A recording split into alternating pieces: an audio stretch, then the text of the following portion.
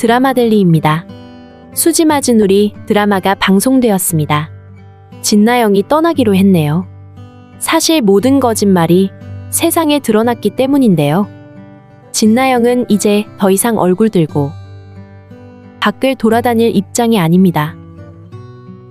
진수지가 100번 양보해서 진나영이 스스로 조작하고 거짓말로 일을 꾸몄다는 사실은 모두 감추어 주었는데요. 그렇다고 해도 진나영의 양심 없는 행위에 대해선 도덕적으로 엄청난 비난이 쏟아지고 있는 상황입니다. 어차피 어디론가 숨어야 할 입장에 한현성이 좋은 빌미를 던져주었죠. 나 이제 무슨 말을 들어도 믿을 수가 없어. 당신한테 진실이라는 게 있기는 있는 거야? 당신 뱃속에 있는 아이, 내 아이가 맞긴 맞냐고. 빨리 대답해요. 윽박지르며 소리를 쳤었죠. 한현성은 진수지를 괴롭혔던 인물이 바로 진나영이라는 사실에 너무도 충격을 받았던 건데요. 더구나 진수지를 더 망가지게 하기 위해 진나영이 계획적으로 자신에게 접근했으리라는 합리적인 의심이 들 수밖에 없었죠. 진나영이 해들재단 가족의 모두를 게시판에 그려놓고 일거수일투족을 조사하고 미행했었다는 건 전혀 모르지만 말이죠. 그런 진나영이라는 걸 진수지는 잘 알고 있지만 모든 걸 다 공개하지는 말아달라고 PD에게 요청을 한 이유는 아기 때문입니다. 인터넷에 남은 자료는 10년, 20년 후에도 얼마든지 검색이 되는데요. 자신의 엄마가 그런 짓을 했었다는 기록이 진나영 아이의 눈에 띄어 상처받게 될까 진수지는 우려가 돼서 그랬던 거죠. 하지만 진나영은 그걸 또 이용했었죠. 기자회견장에서 자매간의 불화였다는 걸 밝혔어야죠.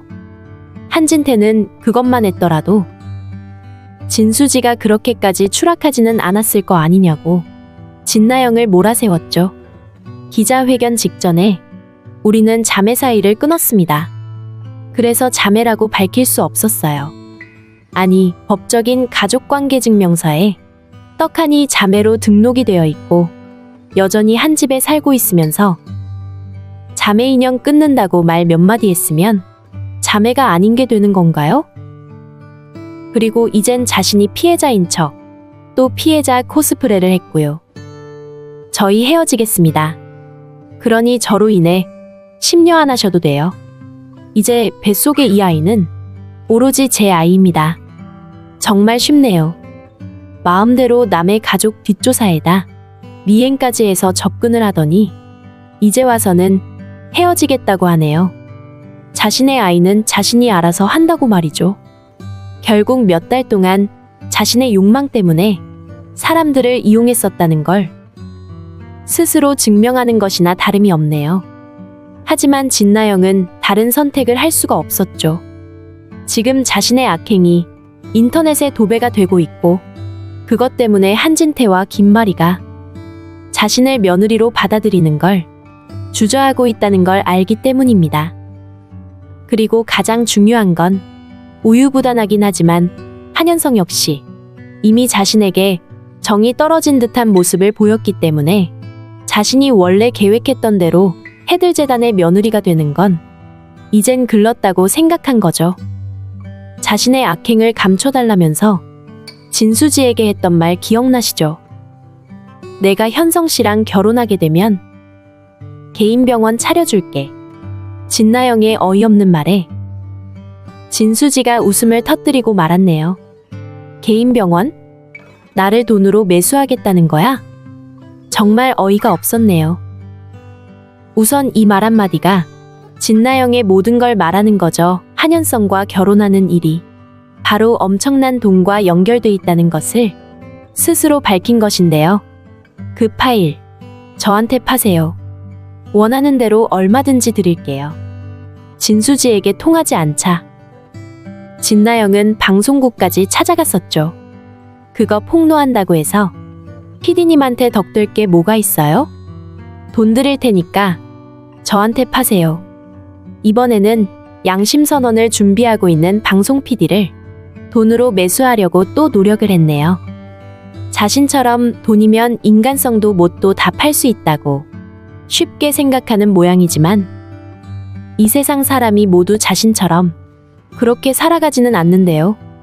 그걸 모두 확인하고 나자 이제 더 이상 자신이 설 곳이 없다는 걸 확연하게 느끼게 되었던 거죠. 그래서 결국은 한현성의 집에 찾아가기에 이르렀던 거죠. 자기 마음대로 시작한 일을 자기 마음대로 끝내겠다며 한현성과 헤어지겠다고 공표를 한 것이고요. 이제 진나영의 계획은 변경이 되었습니다. 얼마 전 진나영은 한현성과 하룻밤을 보내고 나서 자신의 방 한쪽에 숨겨놓았던 해들재단 가족들의 일거수일투족의 기록을 이제 없애야겠다고 혼잣말을 했었죠. 하룻밤 함께 지내는 것만이 목적이었다면 그렇게 구구절절 해들재단 가족의 개인사를 수집할 필요는 없었겠죠. 한현성을 미행까지 하면서 김마리와 접촉하려고 요가학원까지 들락거리지는 않았을 거고요. 가장 중요한 건 임신이었습니다. 자신이 그 집안의 자식을 임신하는 것. 그게 조작이든 사실이든 남의 아이든 어쨌든 이젠 임신만 하면 되는 일이었던 거죠. 왜냐면 한현성과 결국 하룻밤을 보냈으니까요. 그리고 임신이라는 사실을 한현성과 그 집안에서 알게 된다면 그때부턴 아주 탄탄대로의 꽃길이 열릴 거라 생각을 했었습니다.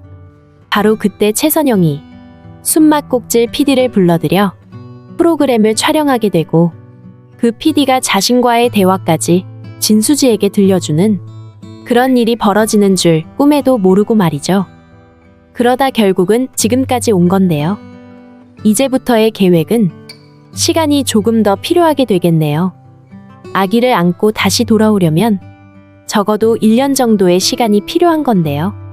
우선 진나영은 임신한 아이부터 유산되었다고 거짓말을 했죠.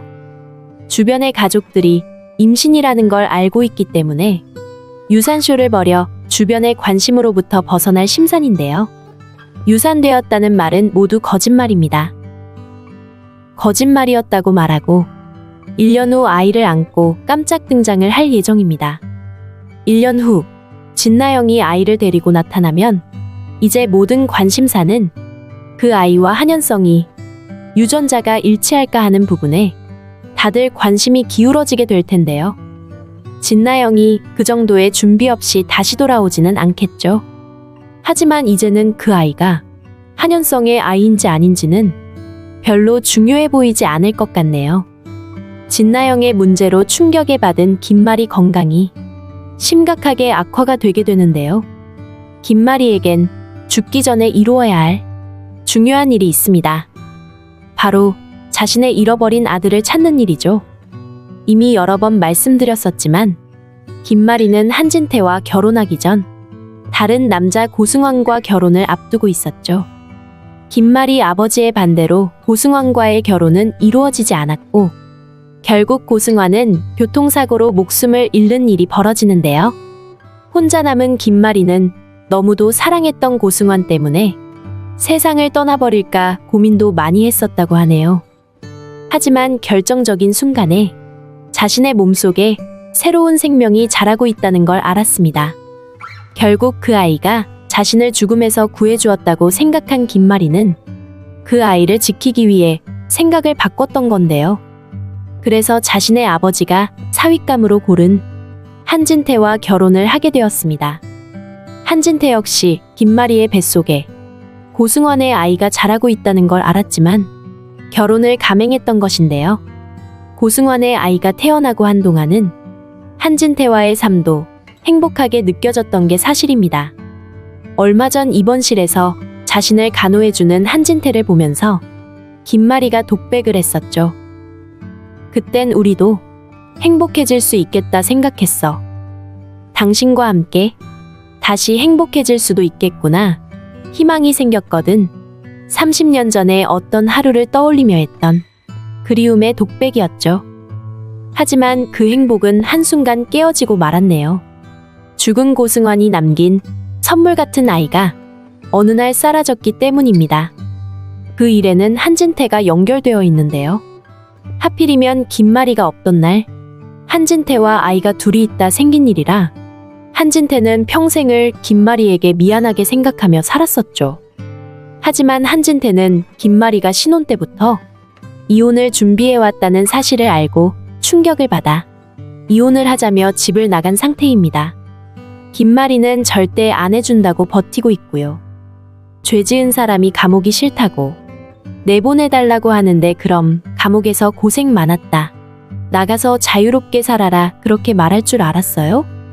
자신의 아이를 잃어버린 죄로 옆에서 괴로워하며 늙어가라는 의미로 이제까지 냉랭한 관계로 한진태와 함께 살았던 김마리인데요. 난 실수한 건 맞지만 결코 죄짓지 않았어요. 내가 감옥 같은 집에서 버티고 살았다고. 그게 유죄라는 뜻은 아닙니다. 김마리 이사장님. 김마리는 더구나 한진태가 자신과 결혼한 이후부터가 해들재단의 욕심을 가지고 있어 그렇다 생각했던 건데요. 빈손되는 게 무서워서겠죠. 당신같이 야망으로 가득한 사람은 권력과 돈을 잃는 게 가장 두려우니까. 그 말에 한진태는 몹시 분노했었죠. 지난 30여 년 언제든 당신을 떠날 수 있었지만 지금껏 버틴 건 김마리 당신이 불쌍해서였어요. 나까지 없으면 그때는 진짜 당신 혼자니까. 한진태는 분명하게 말했습니다. 자신까지 없으면 김마리는 진짜 혼자라고 말이죠. 그래서 불쌍해서 옆에 있었다고요. 이 말은 한현성을 입양했다는 걸 간접적으로 표현하는 말인데요.